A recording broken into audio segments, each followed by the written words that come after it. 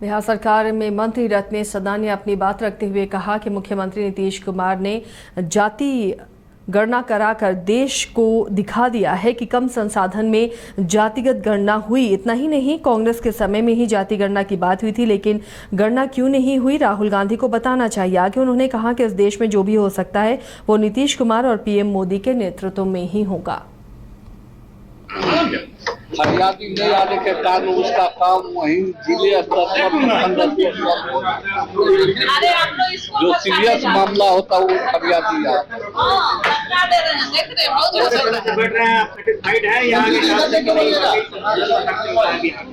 सब ठीक ठाक चल रहा है, इसमें कोई कमी नहीं है। फरियादी नहीं आने का मतलब ही है वही उसका प्रखंड से लेकर जिला स्तर में काम हो रहा है, इसलिए फरियादी कम आ रहे हैं।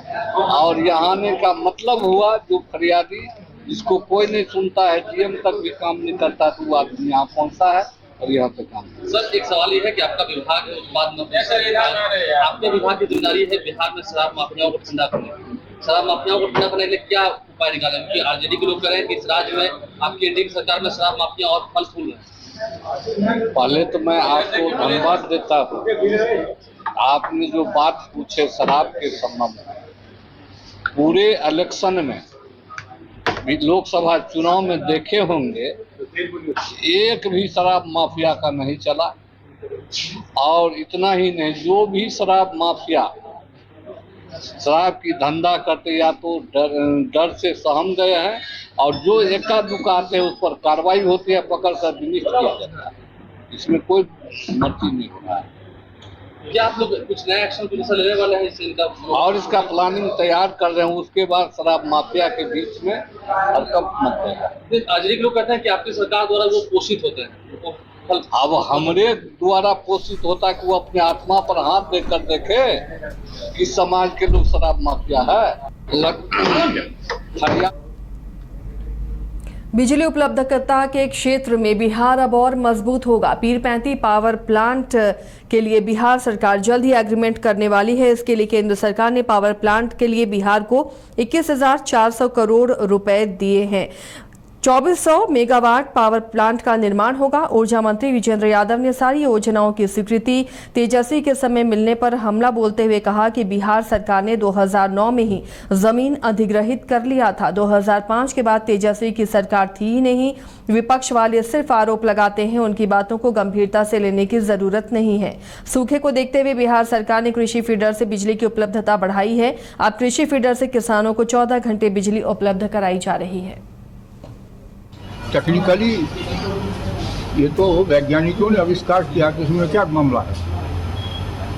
आरजेडी के लोग बहुत बात जानते भी नहीं, अलर बलर बोलते हैं। थोड़ी अच्छा, राहुल गांधी कह रहे हैं कि देश में डर का माहौल हो गया है। पार्लियामेंट में ऑन द रिकॉर्ड है, आप लोग महसूस कर रहे हैं। तो काहे के लिए फालतू प्रश्न पर देखिए, आज स्तर इतना राजनीति में गिर गया है, अनावश्यक प्रश्न पर आप लोगों को कोई तरजीह नहीं देना चाहिए। पार्लियामेंट में ऑन द रिकॉर्ड उन्होंने पार्लियामेंट में बोलते हैं। जाति गणना को लेकर के सर पिछले दिनों संसद में काफी हंगामा हुआ। राहुल गांधी ने कहा कि जाति गणना होनी चाहिए, हालांकि बीजेपी कह रही थी कि जिसका जाति का पता ही नहीं वो जाति गणना की मांग कर रहा है। चलिए, इसको हम कोई कमेंट नहीं करेंगे। 9वीं अनुसूची में क्या आरक्षण का जो प्रस्ताव गया था, आपको लगता है कि केंद्र सरकार को जल्द डाल देना चाहिए? जो बिहार बातचीत चल रही है टेक्निकली। पटना में उत्पाद विभाग ने बड़ी कार्रवाई की है। बताया जा रहा है कि मनोरमा अपार्टमेंट में छापेमारी कर भारी मात्रा में शराब जब्त की गई। पूरे मामले में सुधीर कुमार नामक व्यक्ति जो इस्लामपुर नालंदा का रहने वाला है उसे गिरफ्तार किया गया।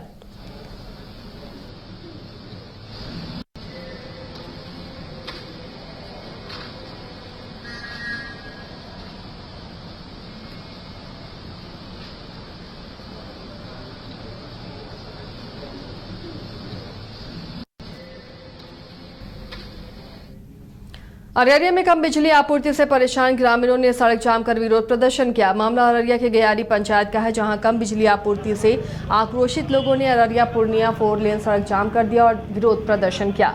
लोगों ने करीब 2 घंटे तक सड़क जाम रखा, जिससे आवागमन यहां पूरी तरह से बाधित रहा। देखिए, बिजली की समस्या से पूरा पंचायत पीड़ित है एक तरफ से। ये एक महामारी बहुत बड़ा समस्या है जिसका समाधान यहाँ के जनप्रतिनिधि, युवा, कई बार हम लोग गए, बिजली ऑफिस गए, थाना गए, कोई सुनवाई नहीं, कोई अधिकारी कुछ नहीं सुन रहा है। मजबूरी में आके आज हम लोग NH जाम कर दिए हैं। यहाँ हजारों कार्यकर्ता और जनप्रतिनिधि के साथ आज जाम कर दिए, और जब तक बिजली का समस्या का परमानेंट सोल्यूशन नहीं देगा तब तक हम लोग ऐसे ही रोड पे रहेंगे। ज़रूरत पड़ा तो हम लोग परमानेंट धरना पे बैठ जाएंगे और अनिश्चितकालीन भूख हड़ताल पे भी बैठ सकते हैं। क्या मांग है आज? मांग हमारा पंचायत को बिजली दिया जाए। यहाँ पे बच्चों का जो शिक्षा बाधित हो रहा है, रात में हम लोग पढ़ नहीं पाते हैं, पूरा रात रोड पे घूमते हैं, गर्मी से परेशान है। बिजली दिया जाए। हम लोग को जिला का बगल में है, जिला से जोड़ा। हजारीबाग के ग्रामीण इलाकों में एक हाथी आतंक फैलाया हुआ है। कभी घर ध्वस्त कर रहा है तो कभी खेत तबाह कर रहा है। ये पिछड़ा हुआ हाथी नहीं है बल्कि अपने समूह से बहिष्कृत हाथी है। देखिए ये किस तरह खतरनाक बना हुआ है इस रिपोर्ट में। क्या आपने कभी सुना है कि हाथी भी अपने समूह से बहिष्कृत हो जाते हैं? जी हां, यह एक सच्चाई है। हजारीबाग के दारू प्रखंड में पिछले 2 दिनों से एक नर हाथी का उत्पात देखने को मिल रहा है। यह हाथी कभी चाक तो कभी दारू तो कभी किसी दूसरे गांव में नजर आ रहा है। दरअसल यह बिछड़ा हुआ हाथी नहीं है बल्कि समूह से बहिष्कृत हाथी है। जंगली जानवरों पर शोध करने वाले मुरारी सिंह भी बताते हैं कि वयस्क हाथी कभी भी समूह से बिछड़ता नहीं है। अभी जो हाथी तबाही मचा रहा है वो वयस्क है और उसके 2 बड़े बड़े दांत भी हैं। हाथियों का समूह को आप विकसित समूह कह सकते हैं।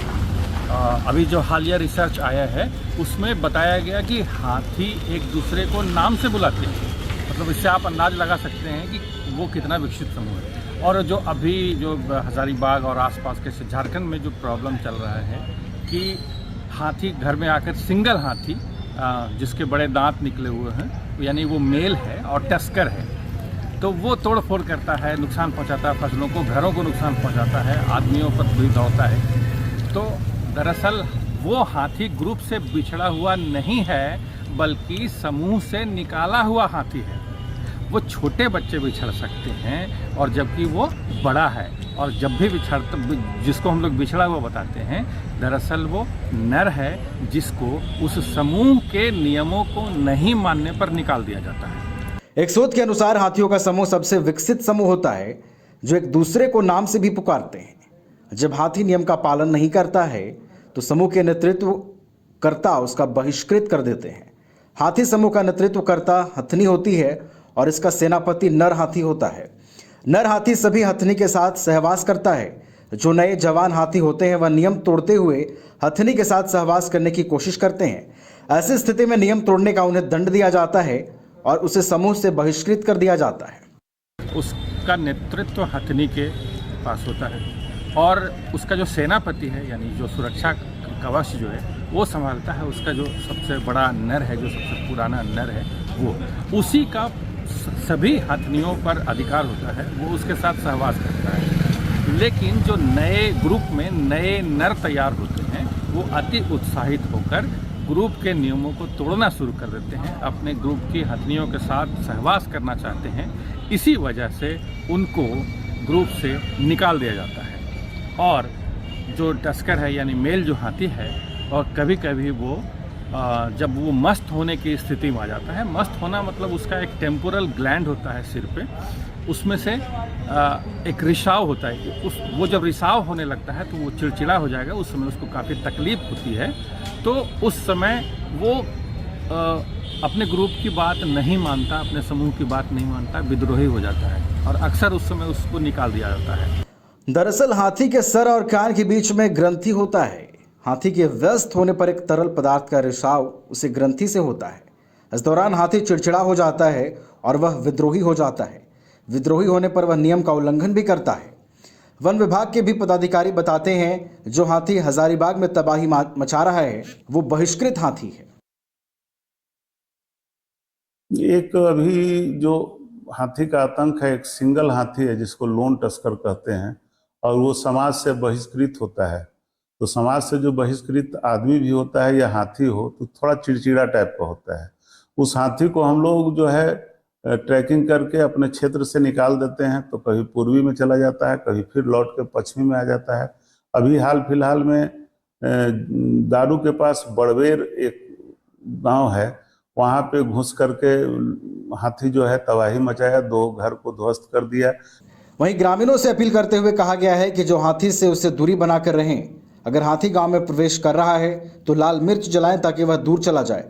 कोशिश करें कि घर के अंदर ही रहें और इसकी सूचना वन विभाग को भी दें। कहा है कि हाथी एक माने जानवर है, जब उसको आप चिढ़ाएंगे तो वो आप पर आक्रमण करेगा और आप पर जानलेवा हमला करेगा।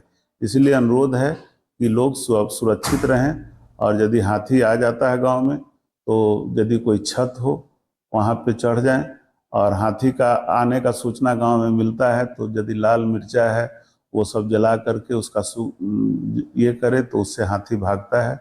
नियम हर जगह है, चाहे वह जंगल हो या शहर। नियम का उल्लंघन करने पर हाथी को भी सजा समूह देती है।